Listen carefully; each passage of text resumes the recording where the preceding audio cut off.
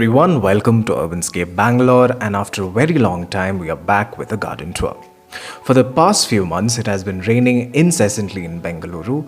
Usually the rain has to stop by now, but my friends, climate change is for real, and not only us but our plants also need to get accustomed to these changing climatic conditions. So with that said, in this episode I will be giving you some tips, updates and an overall view of my garden.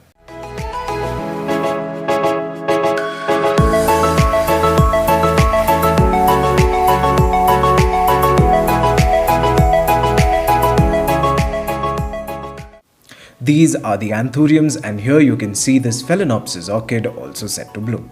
The decrease in temperature is actually triggering the orchids to bloom. Then we move on to this begonia hanging basket. A lot of revamping needs to be done.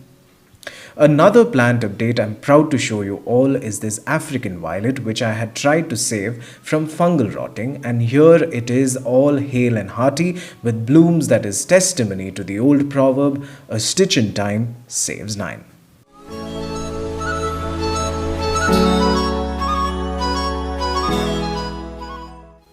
And these are some of my succulent arrangements.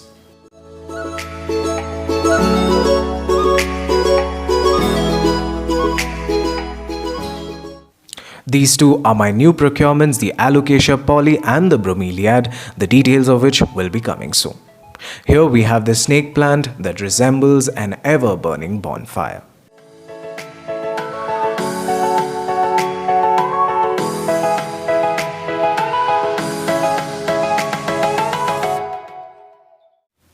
The bougainvilleas probably are waiting for the rain to subside to start blooming, and when that happens, then it would be a sight to behold. So far so good, the Gerbera daisy has been doing well in the open air. My water lettuce seems to be shrinking in size. Maybe the tap water is the criminal here, because as soon as the rainwater started displacing the water it had before, it now looks much better than it did earlier. Yet another prized possession, my Petrea volubilis in full bloom. The blooms looked even better a few days ago, but here is something that I grew from just a cutting, and now it has grown into this blue piece of heaven.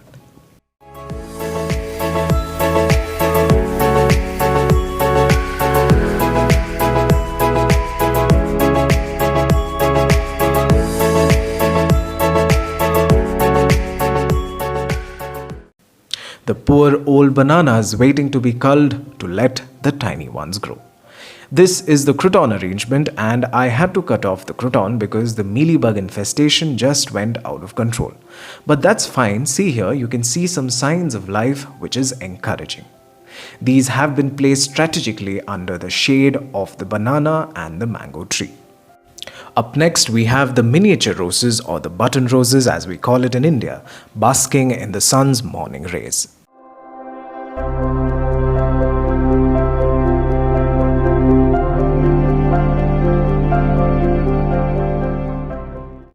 The scintillatingly perfumed damask rose.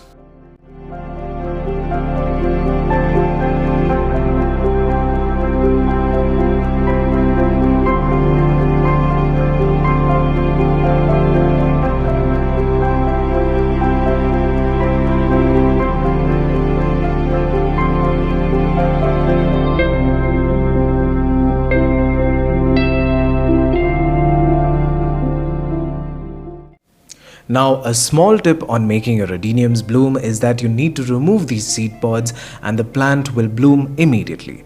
This is what I did to this adenium, and look how it has produced new buds. After a bout of thrip infection, the rain definitely helped the strawberries give out more fruits this year, and here you can see we still have more blooms.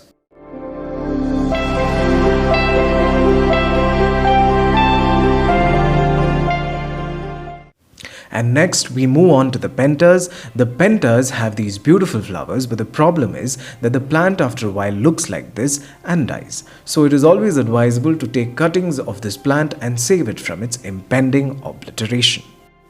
Unfortunately, today there are no hibiscus flowers blooming, so we will just move on. However, towards the end of this year, I will put up a video on all the flowers that grew in my garden in 2019, and you can see the hibiscus blooms in that. The Thunbergia grandiflora after the repotting doing excellently well with new buds on it as well. All my worries go away when I see this Heliconia psittacorum give out its first bloom.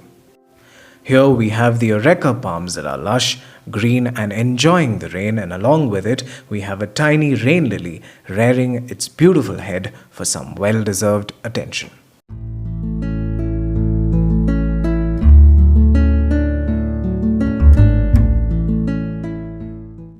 My neon Porthos looks like it is suffering from some burns. One of my favorite foliage plants, the snowbush. And folks, this is the proof that the ZZ plant grows bigger, better and faster when kept outdoor under indirect sunlight. The plant Waterfall, as I would like to call my Plectranthus prostratus plant.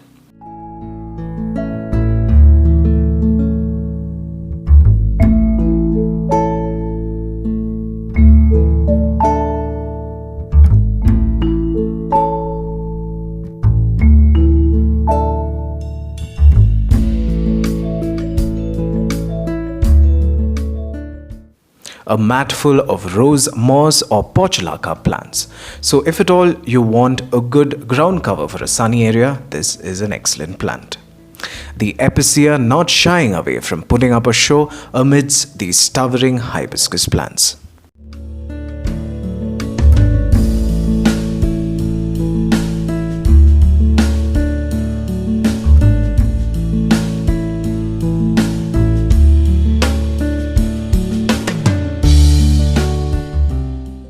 So here I will be showing you a portion of my garden which I've never covered in my videos.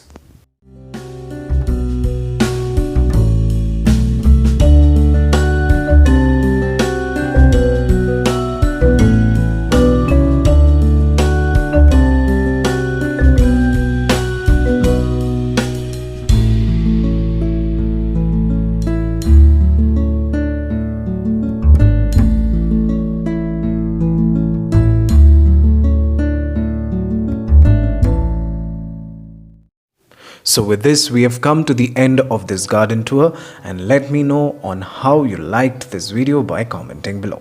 Also, only if you liked the video, then press the like button as well. It feels nice. Also, do not forget to follow me on Instagram and Facebook. The links will be given below. And I reckon that some of you must have noticed a marked difference in the picture quality of the video, because this was shot on my brother's Samsung Note 10, which has one of the best stable cameras I've come across. This has inspired me to upgrade to a better cam phone or a camera even. So let's see. But one thing that will never change will be my heartfelt gratitude towards you all for watching, inspiring and backing Urbanscape Bangalore in its attempt to dole out some honest garden videos. So until we meet again, goodbye.